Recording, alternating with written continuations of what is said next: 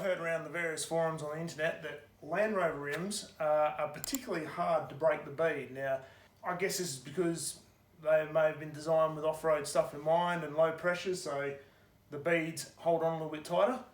I'm going to put it to the test and basically on my little backyard manual tyre changer, see how hard it is to break this bead. And I'm going to compare it to this old Nissan Rim as well. Now, I don't know if this is going to be a fair comparison because this tyre has only been on for a couple of years. That one, who knows, it could have been on there for ages, so that could be particularly tough to break. But let's get the valve cores out and see what these things are like. Now, before we hook into this, it's also worth noting that these are Discovery 3 17-inch rims, and that old Nissan Patrol one I've got is a 15-inch rim. Look, I don't think it'll make too much difference which rim's which. For comparison, the main idea is just having a look is, well, how good or bad is the Land Rover bead. So let's get into it and find out. Alright, so the core's out. Moment of truth now. I haven't tried to get this off beforehand or anything like that, so let's just see what happens. Straight away, that is pretty tough. I don't even know if I'll get that done with this, to be honest.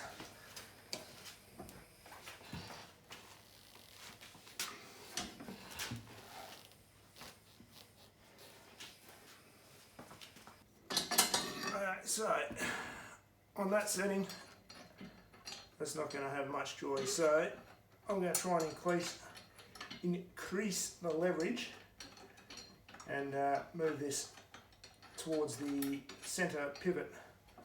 We'll see what happens. Might as well just go all the way.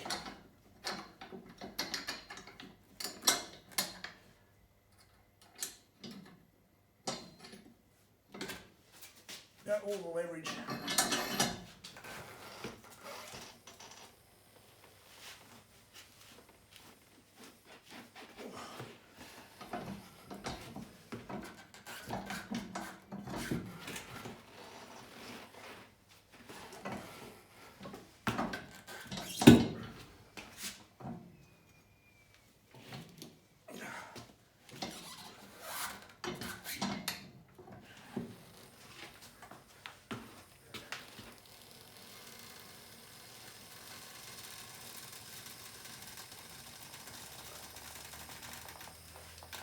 Yeah, she's pretty tough, all right. We are getting there, though. And there we go.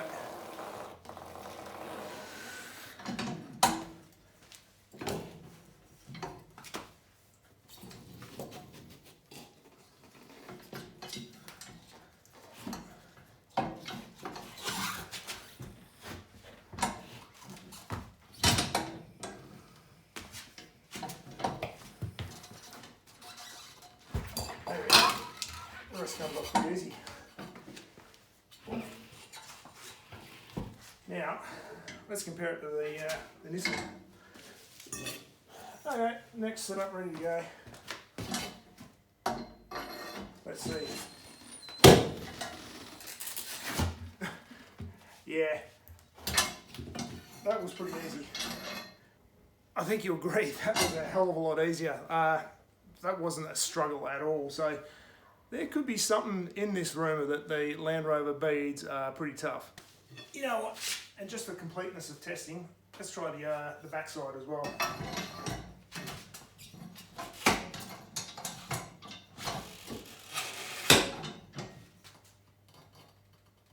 That is not an ideal spot to get that bead in. Bring that back a bit. Just gonna get that foot pressing on the tyre a bit more rather than try and put itself in the rim.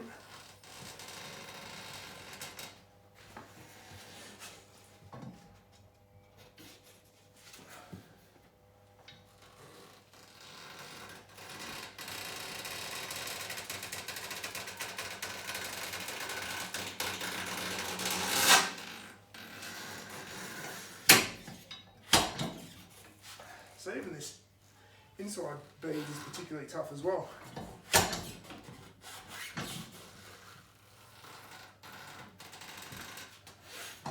Now what? So I want this foot to stand up a little bit more, so I'm just moving it out to the next hole. We'll see if we can make a difference here.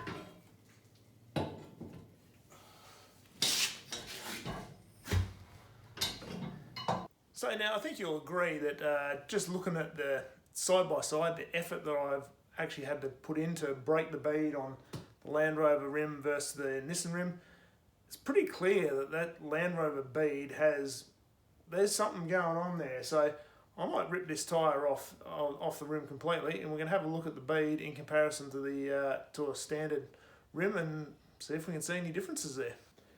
Okay. So, tyre is now off the Land Rover rim. Now, I know that's not the same rim that I was stripping off. I've got a steel one. I might grab that and let's compare that as well. Try again. So, we've got a steel rim as well. Got a 17-inch Nissan rim and obviously our Land Rover rim. So, let's have a look at the beads. Now, in particular, Land Rover rim on your right here and the Nissan rim over here, so you can see, I hope you can see, I'll try and get it, so you can see there's actually quite a bit more of a raised inner edge in comparison to the Nissan one, which has just got a little sort of just a little lip there versus quite a large tapered area, and you can see it's quite a bit wider as well.